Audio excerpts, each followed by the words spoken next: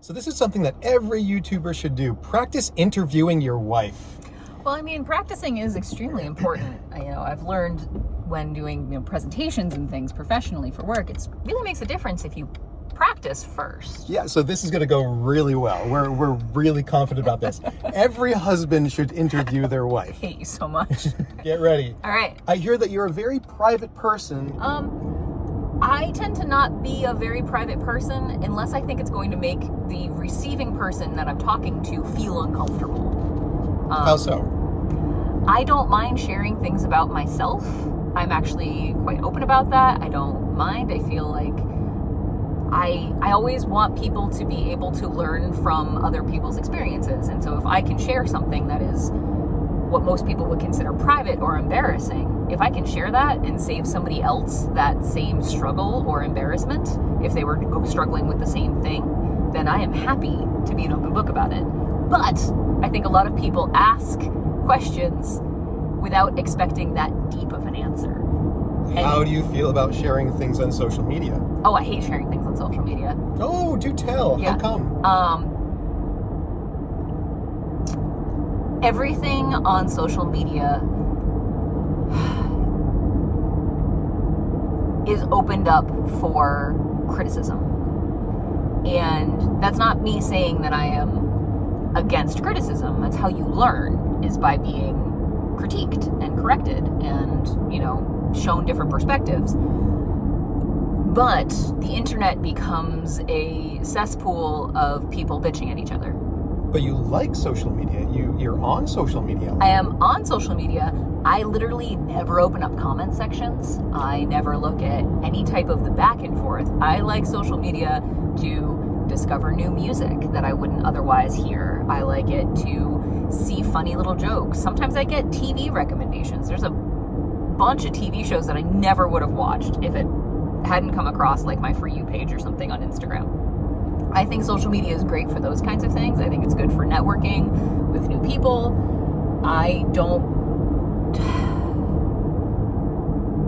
And so I guess I benefit from other people sharing the things they like on social media, whereas I don't share any of the things that I like on social media. I don't know. I don't like having an internet presence. It amuses me greatly, and I find it very reassuring that when all three of my new hires at my job were interviewing and they got my name as, who they were going to be interviewing with, they all Googled me and they couldn't find me anywhere. And you like that. And I liked that. Now, it's interesting that you don't have a social media presence. Mm-hmm. You're not online anywhere. Mm-hmm. Yet people value your opinion because your nickname is The knower of things. the knower of things. Mm. So, do people value your opinion when you do share it? I think so. The catch with the knower of things trademark is actually not so much that they're asking my opinion about things. It's that I happen to know how to do a lot of stuff. I know the answers to a lot of questions of more of how and a what rather than an opinion of like how I feel about something. So like I am a knower of practical things. I don't know if I am a knower of how to live life. Do you think that you're a good role model and student of life?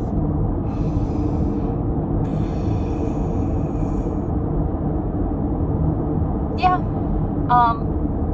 I mean, that sounds like being very full of myself, but as I was saying earlier, with like, I want people to be able to learn from my mistakes. I think that is the job of a role model, is to help people learn and how to grow. And I think I endeavor to do that with most aspects of my life. I forgot the other part of your question.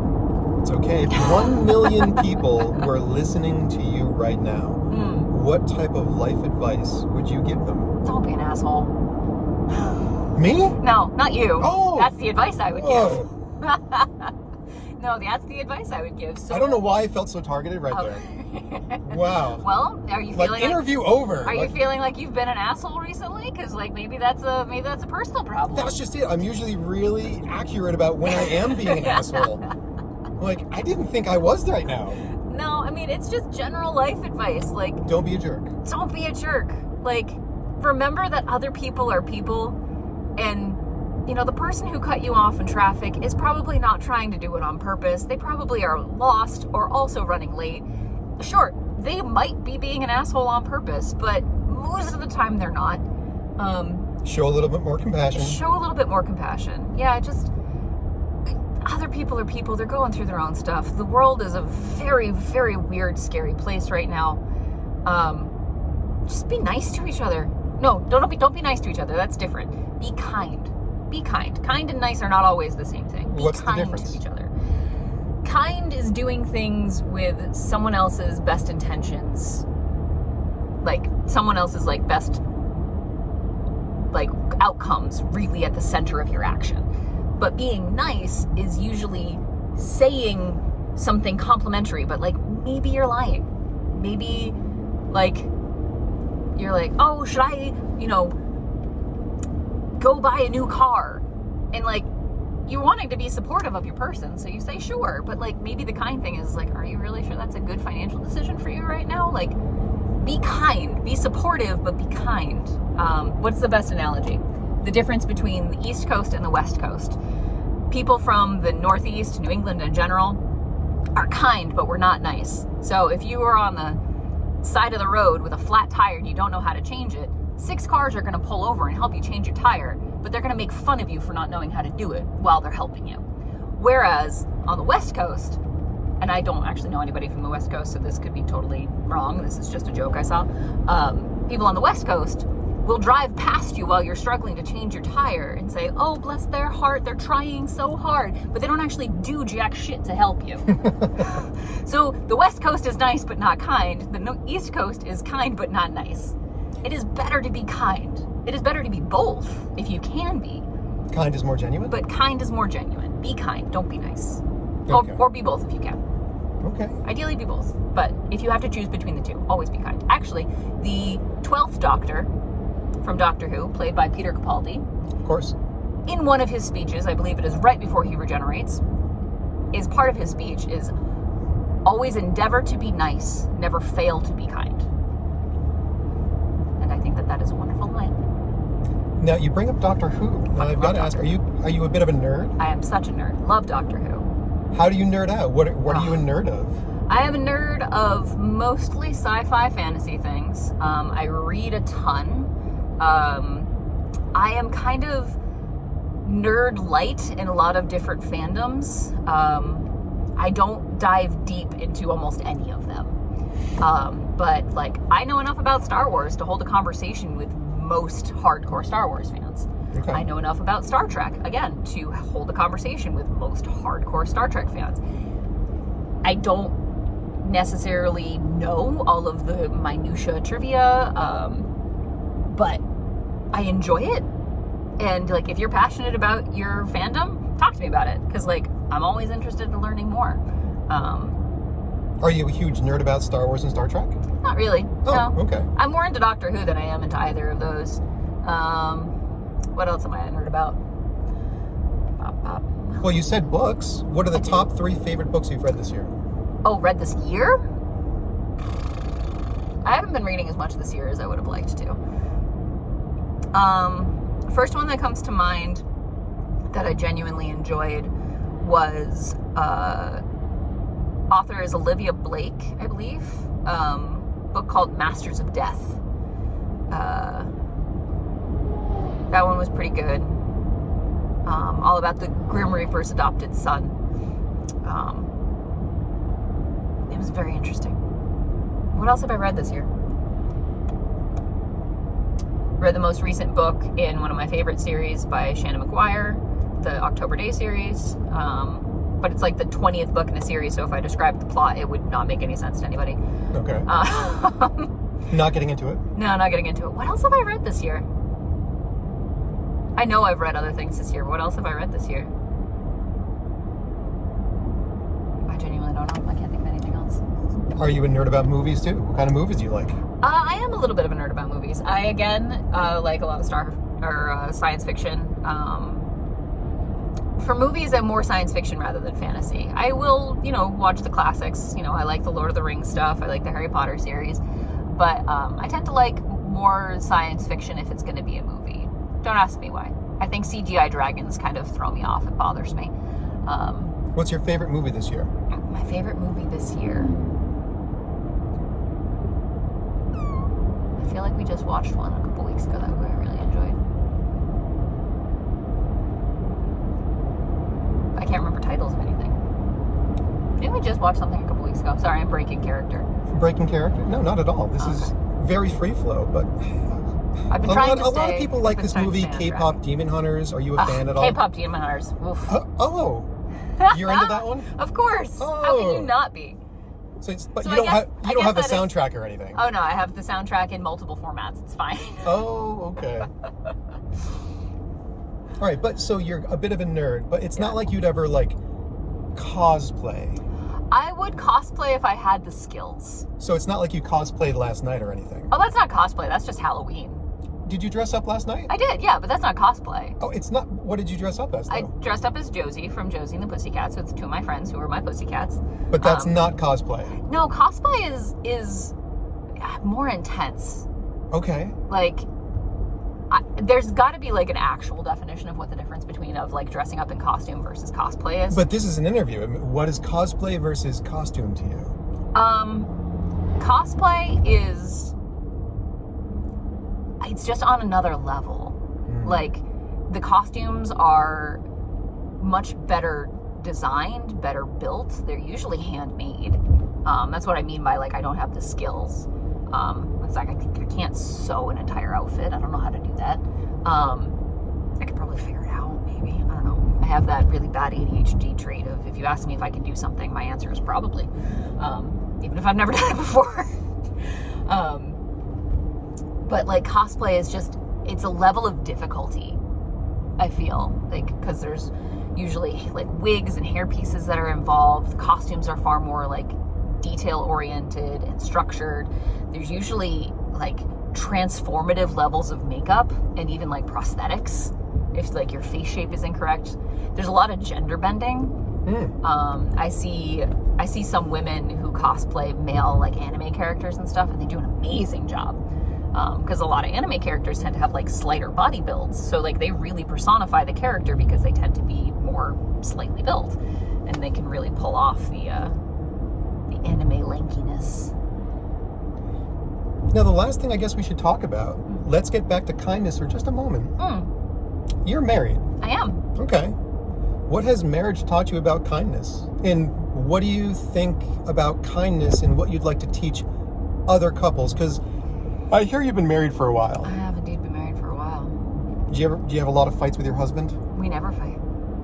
He's raised his voice at me once in our entire relationship, and I needed it at the moment because I was being irrational and kind of an asshole, and I needed to be called out on it. And it was the only way I was going to listen because I was too wrapped up in my own bullshit. Well, we don't go there, though. Okay, we're not going there. Well, I guess it's genuine. We might keep it. What have you learned about kindness, and what would you like to teach others about marriage? Because you seem to be doing it right. You seem kind of happy. I am fucking ecstatic every single day. I am the luckiest woman alive to be with my husband and partner. He's an incredible human being. You like being married? Very much so, yes. Very much married. We should do like our own YouTube video about just marriage. And it should be like a back and forth. Yeah. The same rule definitely applies with what I was talking about earlier of like, keep being kind of in the forefront of your mind, and try to remember that you're not trying to win against your partner, like if there is conflict in some way, because it's not you against your partner, it's you and your partner against whatever problem it is. It's not a competition. It's not a competition between the two of you. It's you and your teammate trying to overcome something. Like, think a Survivor show, or, you know, you're lost in the fucking wilderness or something. Like, you're gonna work with your partner to survive. And sure, it's not a life or death, but like, you're trying to make sure your marriage survives, which means you gotta work with your teammate. You and your teammate are not always going to agree, and that's okay. But you have to be able to talk about it. You have to be able to not hold blame or anger or animosity towards your partner. Like, you always want what is best for both of you. Sometimes one of you, it's going to be like so profoundly better for one of you that like, yeah, you make concessions, but it's always a collaborative project. It's never, well, I want this and I don't care what you want. Like, no, that you got married. You don't get to make those decisions anymore. That was the choice you made. This was the deal. This was the deal. You decided to spend your life with somebody. You no longer get to make decisions entirely on your own. Tough shit. Can you give me an example of maybe a story you've heard or something? Yep. And this one's gonna piss people off if anybody else ever actually watches this. I have no idea what we're gonna do, but I don't know what example you're talking about, and I'm excited. I had a friend, a woman in her late 30s, early 40s. I don't remember exactly how old she was when this happened, but decided she wanted to get tattoos and didn't talk to her husband about it. Okay. So and you would say that as a knower of things and wise in marriage, that could turn into a problem because she has a right to get tattoos. Correct. She has full bodily autonomy. If she wants a tattoo on her body, she gets the ultimate say in that. Like, he can't tell her no. Like, that is not allowed. And vice versa. If he wanted to get a tattoo and she really wasn't into it, like, he has full bodily autonomy. She doesn't get to tell him no. But if someone that you love and care for, like, really doesn't like tattoos, which it turns out that her husband, like, really wasn't in tattoos, into tattoos, I can't speak apparently, that's kind of a shitty thing to find out after you've already gotten the tattoo. Because you can't take that back without some pretty significant lasers and money and time and pain. Like, so they had kind of a big fight about it because he was upset that she moved forward with this tattoo without ever even telling him that it was going to happen. And she got really defensive because she was interpreting that as him trying to tell her what she could do with her body. Power thing. A power thing, yeah. It's like, well, you don't get to tell me what I can and cannot do. And it's like, no, I just wish you would have talked to me about it first so I could be prepared, so I could know. Like, of course, it's your body. You can choose what you want to do with it. But, like, I love you and care about you, and, like, I would have liked to have been involved. Like, I am 100% on her side in that it's her decision whether or not she wants to get tattooed. But I'm also on his side in that, like, they chose to spend their lives together. If you do something that is permanently altering to your body, the person you've chosen to spend your life with should at least be aware of it before it happens. So if you want full autonomy, stay single. Yeah, if you want full autonomy, stay single, and that's fine. That is a valid reason to stay single. It's also a valid reason to stay childless. Like, if you don't want to make decisions for the rest of your life that have somebody else's opinion involved, then stay single, stay childless. Like, if you develop these partnerships, no, you don't always have to get permission, because, like, no, like, you don't do permission with a spouse. Like, it's a team. It's a team. They don't have control over you. It's not permission. It's talking, making choices together. And if you're going to do something that your partner disagrees with, at least let them be aware of it. Like, you're allowed to not agree. You're allowed to do things on your own, but, like, they need to know. Not permission, but collaborative. Yeah, collaboration. This kind of went better than I thought. Yeah. But you and I also have so much practice talking together. I guess so. Recording it has definitely made me say a lot less, because this is how I talk more professionally. I guess the moral of the story is now keep talking to people in strange and unusual places, including those that are closest to you, because I've really enjoyed this and I just continue to love you more and more every day. Likewise. My Thanks. best friend. Thank you. All right. Bye, Don't everybody. crash the car.